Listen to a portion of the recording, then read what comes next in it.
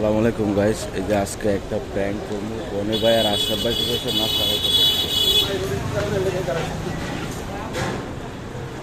এই যে দুই বাট পর ভাই, আমরা কি নাস্তা খাইতে পারি না? এই যে একজন বাট পার বাসায় ঘুমাইলে কি আর নাস্তা পানি হয়?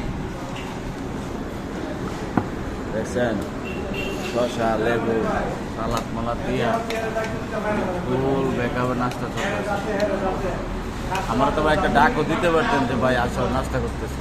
আমার বাসাটা তো বেশি দূরে না, 3 তলা ছাদে তো আমার বাসা। হ্যাঁ, সব জায়গায় ডাকতে হয় না। বেচারা ঘুমাইতেছে, তারে এই যে সকালবেলা ডাকে আমরা ডিস্টার্ব করতে চাই না। মনে কষ্ট দিয়ে লাভ আছে। বুঝছে বুঝছি, আপনারা তা খাওয়াইবেন না, এটা কর না। কষ্ট হইব, আমার ভাবিও আমাদেরকে অভিশাপ দিবে। সবাই সে মিশা কথা গাইস, কারণ হারা এসে খাওয়াই তো না দেখে এখন মনে করেন যে ও জোয়ার ধরতেছে। খাওয়ানোর ইচ্ছা থাকলে ডাক দিতেন, বুঝছেন?